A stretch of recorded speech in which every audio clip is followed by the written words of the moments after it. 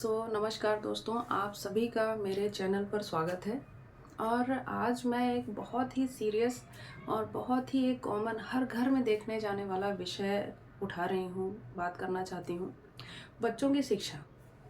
दोस्तों, हर घर में बच्चे हैं और हर एज ग्रुप में आपको बच्चों का खेलना कूदना, हर एक्टिविटी आपको दिखेगी। हर एक फैमिली में आप लगभग एवरेज 2 या 1 या 2 बच्चे मान लीजिए, 3-4 तो नहीं देखने को मिलते अब। बट अब एक सबसे ज़रूरी और एक सबसे जो चिंतित करने वाला जो विषय है वो है बच्चों की शिक्षा। कैसे डिसाइड करते हैं माँ-बाप कि बच्चों को कौन-सा कोर्स करना चाहिए, कौन-सा सब्जेक्ट लेना चाहिए, होमवर्क करना चाहिए, किस टाइम पढ़ना चाहिए, कितने घंटे पढ़ना चाहिए? क्या आपको लगता है कि माँ-बाप को डिसाइड करना चाहिए ये चीज़ें? मुझे ऐसा लगता है कि बच्चों पर अननेसेसरी अनावश्यक रूप से प्रेशर दिया जाता है। शिक्षा को लेके एक बहुत बड़ा कंपटीशन और एक ऐसा दौर आ चुका है जहाँ पर माँ-बाप को दूसरों के बच्चों से या दूसरों की उन्नति से प्रॉब्लम होती है, जिसकी वजह से वो इनसिक्योर होते हैं और वो इनसिक्योरिटीज़ की जो फीलिंग होती है वो अपने उन बच्चों पर निकालते हैं। क्या ऐसा करना सही है? बढ़ते हुए बच्चों का जो दिमाग होता है, जो ब्रेन डेवलपमेंट होता है, प्रोसेस होती है, वो काफ़ी नाजुक और काफ़ी आप बोल सकते हैं कि ग्रोइंग स्टेज में होता है। अगर आप उस टाइम पर बच्चों के मन में, आप उस टाइम पर बच्चों के दिमाग में अननेसेसरी प्रेशर डालेंगे, दबाव बनाएंगे पढ़ने का, या 3 घंटे पढ़ो, 4 घंटे पढ़ो, आपका बच्चा वो भी नहीं कर पाए जो उसको करना चाहिए था। मेरे हिसाब से I am not an expert, but मैंने जितना अपने लाइफ में एक्सपीरियंस की है चीज़ें, इससे चीज़ें और बिगड़ती हैं। आपके घर का डिसिप्लिन, अनुशासन का जो एक इन्वायरमेंट है, माहौल है, वो बहुत ही ख़राब हो जाता है। नो डाउट आपके बच्चे आपसे बचने की कोशिश करेंगे, क्योंकि उनको भी लगता है घर में एक बुरा बॉस है, जैसे कि जो हर वक्त एम्प्लॉयज़ के पीछे पड़ा रहता है। अरे टारगेट नहीं किया, ऐसा नहीं किया, तो ऐसा बिल्कुल भी ना करें। अपने बच्चों को एकदम शांत तरीके से हैंडल करें, क्योंकि वो एक नई प्रतिभा है, नया टैलेंट है, नया ब्रेन है, एक अलग स्वभाव है, एक अलग मनुष्य है। हो सकता है वो उससे भी अच्छा कर जाए जो आप सोच रहे हो।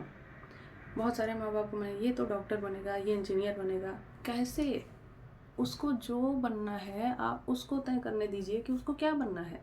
Because if children are growing up and they are going to 7th or 8th standard and they are going to take and choose their subjects, then it is very clear कि वो क्या करना चाहते हैं। अगर वो अपने मनपसंद कोई भी सब्जेक्ट को चूज़ कर रहे हैं तो आप उसी दिशा में उसको स्वयं जाने दीजिए। इवन आफ्टर बच्चों के ब्रेन डेवलपमेंट के लिए माँ बाप को कभी भी ऐसा नहीं लगता है कि वो कुछ ऐसी टेक्निक्स अपनाएं, ऐसे गेम खेलें, ऐसी मूवीज़ दिखाएं बच्चों को जिससे उनका ब्रेन डेवलप हो, उनमें नैतिक जो चीज़ें हैं, मोरल एजुकेशन डेवलप हो।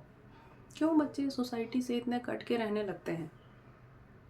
आज जो अपने सोसाइटी में इतना करप्शन हो रहा है वो भी तो किसी न किसी के द्वारा किया जाता है, और वो भी किसी न किसी के बच्चे होते हैं।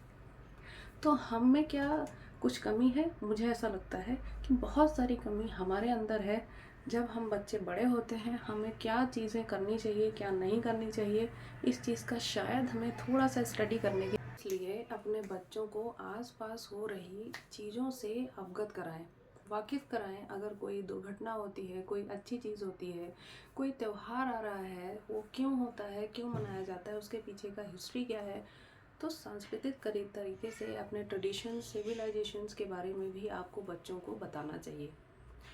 हमेशा आप एक नियम बनाएं कि जिनके घर में भी छोटे बच्चे हैं उन्हें कम से कम 1 घंटा अपने बच्चों के साथ स्पेंड करना चाहिए। आप क्या काम करते हैं, कैसे किया जाता है, कितनी हार्डवर्क लगती है, कितना मेहनत करा है, आप कैसे अपने जीवन में यहाँ तक आए हैं, ये सब चीज़ें आप अपने बच्चों को बताएं। क्योंकि कल जब आपका बच्चा आपसे पॉकेट मनी मांगेगा, पैसे मांगेगा, खर्च करवाएगा, तब उसको ये चीज़ें पता होगी कि मेरे मम्मी, मेरे पापा कैसे पैसे कमाते हैं। क्योंकि आजकल बच्चों को पता ही नहीं है कि पैसे कैसे आ रहे हैं घर में। बहुत सारे ऐसे बच्चों को भी मैंने देखा है जो बिना मतलब के खर्चे करवाते हैं। महंगी गाड़ियाँ, महंगे फ़ोन का शौक़ होता है। माँ बाप की भी 100% गलती होती है, क्योंकि आप वो चीज़ उसे क्यों प्रोवाइड कर रहे हैं जो अभी वो डिज़र्विंग ही नहीं है। आप उसे इस चीज़ के लिए भी इंस्पायर कर सकते हैं, प्रेरित कर सकते हैं कि जब वो उस एज ग्रुप में आएगा, then we will also provide that particular things to him. लेकिन हम क्या करते हैं, हम मोह में आके लाड़ दुलार करके हम बच्चों को बिगाड़ते हैं और उसके बाद हम खुद ही उस चीज़ में उलझ कर परेशान होते हैं। तो सबसे पहली बात तो इन चीज़ों से बच्चों को दूर रखें। और एक बहुत ज़रूरी बात, अपनी चीज़ों का जो डिसीजन मेकिंग है वो अपने बच्चों को खुद लेने दें। एक टाइम के बाद बच्चों को छोड़ना बहुत ज़रूरी होता है। हमेशा उनकी ओनरशिप लेना, अरे नहीं नहीं तुम ऐसा कैसे कर सकते हो, नहीं मैं ऐसा नहीं होने दूंगा, नहीं, बिल्कुल नहीं। आप बच्चों को फ्री छोड़िए। स्पेशली अगर आपका बेटा या बेटी 18 साल से ऊपर हो चुका है and he has crossed the intermediate and 12th, then उसको डिसाइड करने दीजिए। पर हम अपनी सोसाइटी में क्या करते हैं, पढ़ाई कोर्सेज से लेके शादी ब्याह तक के मामलों में हमारा पूरा पूरा इंटरफेरेंस रहता है।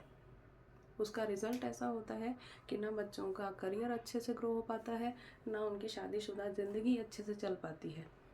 बच्चों के बच्चे भी होने के बाद भी वो अपने डिसीजन नहीं ले पाते। उससे जो गलत इम्पैक्ट पड़ता है वो सोसाइटी में तो पड़ता ही है, जो आगे आने वाली जो पीढ़ी है वो आपकी रिस्पेक्ट नहीं करती। उनका जो माहौल है, उनका जो अनुशासन है, उनकी जो परवरिश है वो बहुत बुरी तरीके से प्रभावित होती है। तो मेरा यही कहना है कि बच्चों की परवरिश में आपको बहुत साइंटिफिकली, मेंटली और प्रैक्टिकली बिहेव करने की ज़रूरत है। आई होप सो आपको ये वीडियो पसंद आया होगा, और अगर आपको ये वीडियो पसंद आया है तो ज़रूर चैनल को सब्सक्राइब कीजिए और वीडियो को लाइक शेयर ज़रूर कीजिए। उम्मीद करती हूँ कि आप सभी अच्छे हैं और अपना ख्याल रखेंगे, और मिलते हैं नए सब्जेक्ट नए टॉपिक के साथ।